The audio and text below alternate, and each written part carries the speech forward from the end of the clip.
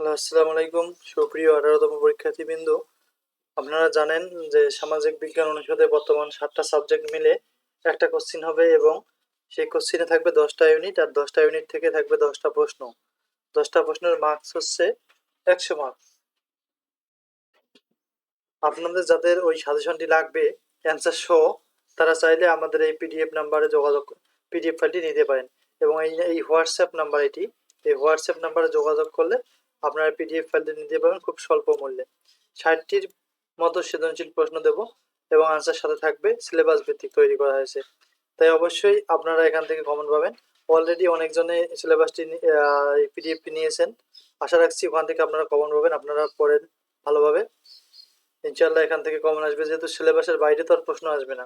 আর আমরা এই সকল প্রশ্ন সিলেবাসের আলোকেই তৈরি করেছি, সৃজনশীল প্রশ্ন এবং উত্তর সহ। পিডিএফ ফাইল দুটি আপনাদের দিয়ে দেওয়া হবে স্বল্প মূল্যে, চাইলে আপনারা এই নাম্বারে যোগাযোগ করতে পারেন। সো আজকে আমরা আলোচনা করব যে সংক্ষিপ্ত প্রশ্ন। অনেকজনে আমাদের কমেন্টে বলছে, স্যার একটা সংক্ষিপ্ত প্রশ্নের উত্তর ধরন দেখান, যে আমরা কিভাবে সংক্ষিপ্ত প্রশ্ন একটা কমপ্লিট করব। তা যারা কলেজ লেভেলে অথবা যাদের সৃজনশীল হয়নি, সংক্ষিপ্ত প্রশ্ন উত্তর তারা কতটুকু লিখবেন সেটা জানতে চাইলে অবশ্যই আপনাদের দেখতে হবে ভিডিওটি এবং অবশ্যই কমেন্ট করবেন। এরপর রচনামূলক কোনো প্রশ্নের অ্যান্সার যদি আপনাদের কঠিন মনে হয়, আমরা সহজ করে দেওয়ার চেষ্টা করবো ইনশাল্লাহ। সো কথা না বলে চলুন আমরা শুরু করি। আজ আমরা দেখাবো যে একটি সংক্ষিপ্ত প্রশ্নের উত্তর কতটুকু লিখতে হয়। অনেকজনে বলেন 3 পেজ, অনেকজনে বলেন 2 পেজ। আসলে পেজ এখানে কোনো বিষয় না। অনেকজনের লেখা অনেক ছোট, তারা কি 1 পেজ বা 1.5 পেজ লিখতে পারবে? তারা কিন্তু হাফ পেজের মধ্যে প্রশ্নের উত্তর কিন্তু শেষ করে ফেলবে। তাই পেজ এখানে বড় কথা না, বড় কথা হচ্ছে মেইন টপিকটুকু আপনি কতটুকু লিখছেন, সেটি হচ্ছে মেইন ফ্যাক্ট এখানে। সো চলুন আমরা দেখে নেই। আজকে আমরা দুটি প্রশ্ন আলোচনা করব, সংক্ষিপ্ত প্রশ্ন। এটি হচ্ছে অর্থনীতি বলতে কি বোঝো। এই যে বলতে কি বোঝো এ ধরনের, বা অর্থনীতি কাকে বলে, রাষ্ট্রবিজ্ঞান কাকে, সমাজ বিজ্ঞান কাকে বলে, সংস্কৃতি বলতে কি বোঝো, এই রিলেটেড এই সংজ্ঞামূলক যে প্রশ্নগুলো আছে সেগুলো লেখার একটা নিয়ম রয়েছে। চলুন আমরা দেখি। তাই আমরা দিলাম 1 নং প্রশ্নের উত্তর। আপনারা যত নং প্রশ্নের উত্তর হবে আপনারা এভাবে লিখবেন। এরপরে ভূমিকা লেখার প্রয়োজন নেই সংক্ষিপ্ত প্রশ্নের উত্তরে, ডিরেক্টলি একটু ভূমিকার মতো 3-4 লাইন একটু লিখবেন। যেমন এখানে যদি অর্থনীতি আসছে, আমরা লিখলাম অর্থনীতির ইংরেজি হলো ইকোনমিক্স। এই ইকোনমিক্স শব্দটি গ্রিক শব্দ ওইকোনমিয়া থেকে উত্তোলিত হয়েছে বা উৎপত্তি লাভ করেছে। ওইকোনমিয়া অর্থ হচ্ছে গৃহ পরিচালনা, হাউস হোল্ড ম্যানেজমেন্ট। গ্রিক দার্শনিক অ্যারিস্টটল বলেছেন, গৃহ পরিচালনা করার বিজ্ঞান হলো অর্থনীতি। তবে সময়ের ব্যবধানে অর্থনীতি আর অ্যারিস্টটলের গৃহ পরিচালনা করার বিজ্ঞানের মধ্যে সীমাবদ্ধ থাকেনি। অর্থনীতির সংজ্ঞা আমরা এখানে চাইলে একটি এমনিতে বইয়ের সংজ্ঞা যদি পাই তাহলে দিতে পারি, তারপরে আমরা লিখতে পারি প্রামাণ্য সংজ্ঞা, অথবা ডিরেক্টলিও এইভাবে লিখতে পারি। তাহলে অর্থনীতির সংজ্ঞা আমরা দেখেন কয়টা দিয়েছি, 3টি। অ্যাডাম স্মিথ বলেন, অর্থনীতি হচ্ছে এমন একটি বিজ্ঞান যা জাতিসমূহের সম্পদের প্রকৃতি এবং তার কারণ অনুসন্ধান করে। 1892 খ্রিস্টাব্দে প্রকাশিত ইকোনমিক্স অফ ইন্ডাস্ট্রি গ্রন্থে মার্শাল বলেছেন, অর্থনীতি মানুষের জীবনের দৈনন্দিন সাধারণ কার্যাবলী আলোচনা করে। প্রফেসর লিওনেল চার্লস রবিন্স বলেছেন, তার nature and significance of economic science গ্রন্থে বলেছেন, অর্থনীতি মানুষের অসীম অভাব এবং বিকল্প ব্যবহারযোগ্য সসীম সম্পদের সম্পর্ক বিষয়ক মানব আচরণ সম্বন্ধে আলোচনা করে। এভাবে 3টি সংজ্ঞা আপনারা পেতে পারেন এবং উপসংহারের মতো অল্প একটু আপনারা লিখতে পারেন ওই সম্পর্কে। অ্যাডাম স্মিথের মতে জাতিসমূহের সম্পদের প্রকৃতি ও কারণ সম্পর্কে দান করা অর্থনীতির কাজ। আলফ্রেড মার্শাল যুক্তি দেন যে অর্থনীতির বিষয়বস্তু হলো মানুষের দৈনন্দিন কার্যাবলী। অন্যদিকে অধ্যাপক লিওনেল রবিন্সের মতে অপ্রাচুর্যজনিত সমস্যাবলীর অনুশীলন অর্থনীতির মূল বিষয়। দেখেন আমরা কতটুকু লিখছি 5 মার্কের অ্যান্সারের জন্য। আমরা মূলত 3টে প্রামাণ্য সংজ্ঞা দিচ্ছি, একটু ভূমিকা দিচ্ছি। এতটুকু লিখলে আমরা আশা রাখি আপনারা 4 অথবা 4.5 মার্ক এখানেই পাবেন। তাহলে বলেন তো দেখি কেমন করে 2 পেজ এতটুকু লেখা হবে? হাইয়েস্ট 1 পেজ বা 1 পেজের চেয়ে একটু কম হবে খাতায় লিখলে। তো এরকম করেই আপনারা সংক্ষিপ্ত প্রশ্ন লিখবেন, ফুল মার্কস পাবেন ইনশাল্লাহ। তবে লেখার কোয়ালিটি ঠিক করবেন, লেখার মধ্যে যেন কোনো কাটাকাটি না থাকে। লেখার স্পেস কতটুকু রাখবেন, লেখার কোশ্চিন নাম্বার কিভাবে দিবেন।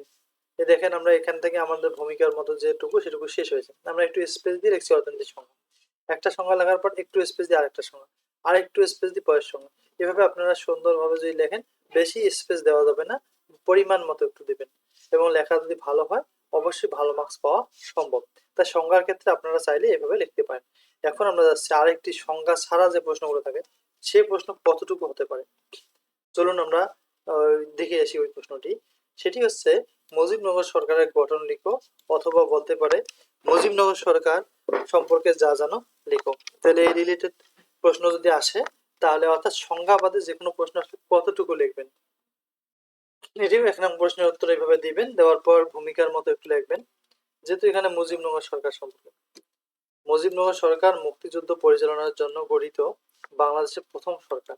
1971 সালের 26 মার্চ স্বাধীনতা ঘোষণার পর 10 এপ্রিল এই সরকার গঠিত হয়। 1971 সালের 17 এপ্রিল মেহেরপুর জেলার বৈদ্যনাথ তলা গ্রামে মুজিবনগর সরকার শপথ গ্রহণ করে। দেখেন এখানে ভূমিকার মতো একটু সুন্দর হয়। এরপর আমরা গঠনটা লিখি। নামকরণ, বঙ্গবন্ধু শেখ মুজিবুর রহমানের নামে বৈদ্যনাথ তলা গ্রামের নামকরণ করা হয় মুজিবনগর। মুজিবনগর সরকারের কর্মকাণ্ড বাংলাদেশের ভূখণ্ডের বাইরে থেকে পরিচালিত হয়েছিল বলে এই সরকার প্রবাসী মুজিবনগর সরকার হিসেবে এই গঠনগুলো কারা কারা ছিল? বঙ্গবন্ধু শেখ মুজিবুর রহমান ছিলেন রাষ্ট্রপতি, সৈয়দ নজরুল ইসলাম উপরাষ্ট্রপতি। রাষ্ট্রপতি পাকিস্তানের অভ্যন্তরীণ থাকার কারণে রাষ্ট্রপতির ক্ষমতা, দায়িত্ব ও কর্তব্য পালনে দায়িত্বপ্রাপ্ত। তাজউদ্দিন আহমেদ প্রধানমন্ত্রী এবং প্রতিরক্ষা, তথ্য সম্প্রচার ও যোগাযোগ, অর্থনৈতিক বিষয়াবলী, পরিকল্পনা বিভাগ, শিক্ষা, স্থানীয় সরকার, স্বাস্থ্য, শ্রম, সমাজ কল্যাণ, সংস্থাপন এবং অন্যান্য যেসব বিষয় কারো ওপর ন্যস্ত হয়নি তার দায়িত্বপ্রাপ্ত মন্ত্রী হচ্ছে তাজউদ্দিন আহমেদ। 4 নম্বর খন্দকার মোশতাক আহমেদ, ইনি মন্ত্রী, পররাষ্ট্র, আইন ও সংসদ বিষয়ক মন্ত্রণালয়। এম মনসুর আলী মন্ত্রী, অর্থ, শিল্প ও বাণিজ্য মন্ত্রণালয়। এস এম কামরুজ্জামান মন্ত্রী, স্বরাষ্ট্র, সরবরাহ, ত্রাণ ও পুনর্বাসন এবং কৃষি মন্ত্রণালয়। চাইলে আপনারা উপসংহারের মতো 2-3 লাইন লিখতে পারেন এখানে। তারপরে যেমন আমরা এখানে লিখতে পারি যে 1971 সালের মুক্তিযুদ্ধের ক্ষেত্রে মুজিবনগর সরকার সহায়ক ও গুরুত্বপূর্ণ ভূমিকা পালন করে, তাই মুজিবনগর সরকারের গুরুত্ব অপরিসীম, যা অনস্বীকার্য। এভাবে 2-3 লাইন আপনারা এই সম্পর্কে লিখতে পারেন।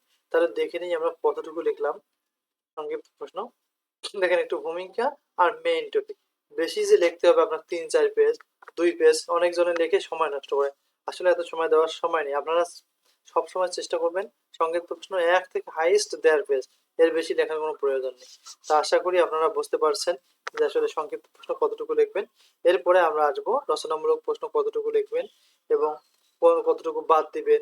একটা বই থেকে যখন আপনি প্রশ্ন পড়বেন, তখন প্রশ্নটি আপনি কিভাবে কাটছাঁট করে সুন্দরভাবে একটা ইউনিক একটা প্রশ্ন তৈরি করে নিজের ভাষায় লিখতে পারবেন, সে বিষয় সম্পর্কে আমরা আলোচনা করব। যদি ভালো লাগে প্লিজ সাবস্ক্রাইব করবেন এবং শেয়ার করবেন যাতে অন্যরা দেখতে পারে। আমি যে পদ্ধতি অবলম্বন করেছি, যেভাবে পড়েছিলাম, সেই পদ্ধতিগুলো আপনাদের কাছে শেয়ার করছি। যদি ভালো লাগে অবশ্যই সাবস্ক্রাইব করবেন এবং একটা লাইক করবেন। Thank you for watching this video. See you another video. আসসালামু আলাইকুম।